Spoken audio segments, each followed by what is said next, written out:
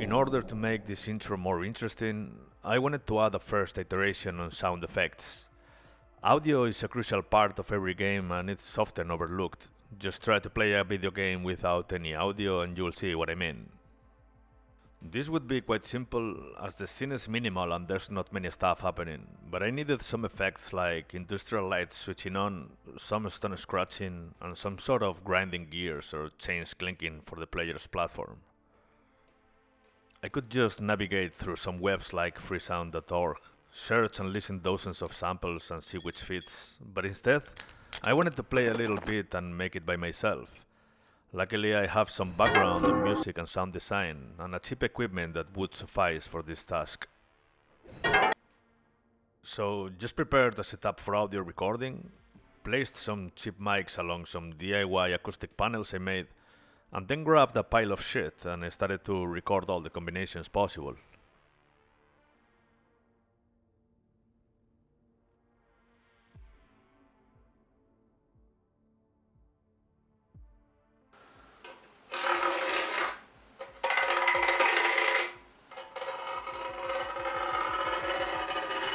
Hacha contra chisme.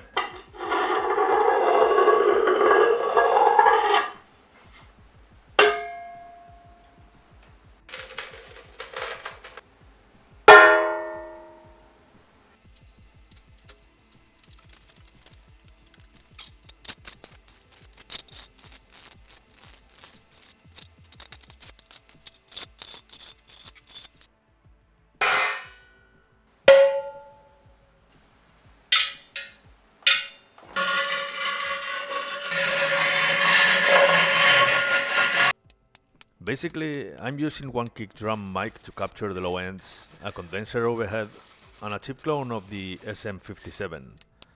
I don't know if this is the way to go or if it's too much, but I wanted to capture the whole spectrum of the audio, just in case.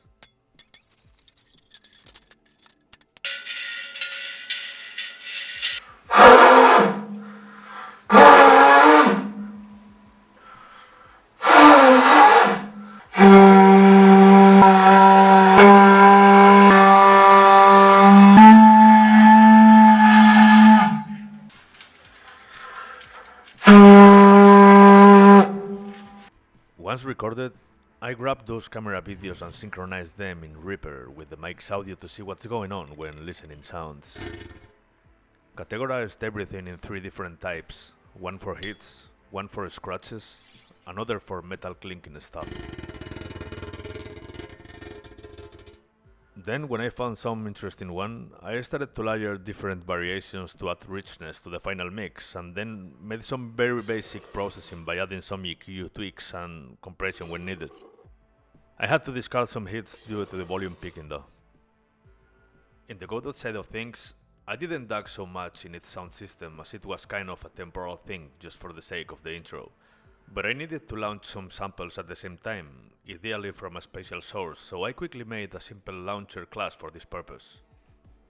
The audio stream player launches an audio sample depending on some settings like volume and a pitch range that will be randomized. As we want to launch multiple ones at the same time, it detects if it's already playing something, and in that case it creates a new one and frees it when finished. Let me show you a quick example of launching a sample on each click.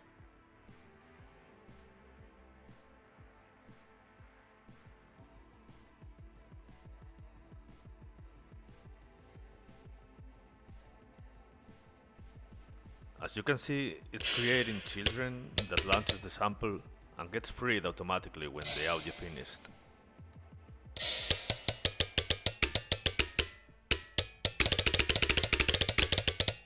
The intro scene is quite minimal in terms of sound, as it's a big empty space, so I just attached those samplers to the light that emits a sound when switching on, added another one to manage all the stone scratches from the logo characters, and another one for the grinding gears that lifts the platform.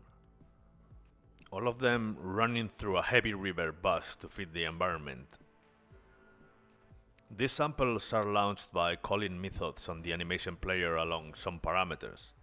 For example, on the scratching stones, I'm calling the play method multiple times, binding the path of the sample, volume, and a vector containing a minimum and maximum value that will be randomized as a pitch variation.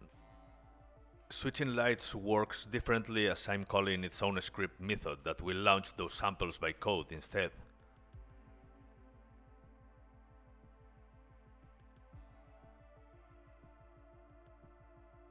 Must say, I don't like the sound effect of the switching lights at all, as I didn't record any low-pitched hit, so I just lowered that pitch on import by this moment and then I will replace it for a proper one in the future. And that's the SFX part in a nutshell. Then I needed some music that I would use also as a background to make these videos, but instead of using a typical DAW, I wanted to give Renoise a try, as I thought using a tracker would be way faster in order to compose and generate ideas and sounds, and turns out that I enjoyed it a lot and it was really cool to work with, so I'm quite satisfied with the result. Thing is that this setup calls for a more dark and atmospheric music, but I wanted this to be less boring by giving it a sort of synthwave feeling. I'm not going deep onto this as it's probably out of the scope, so I'm gonna just let it run and make some notations along.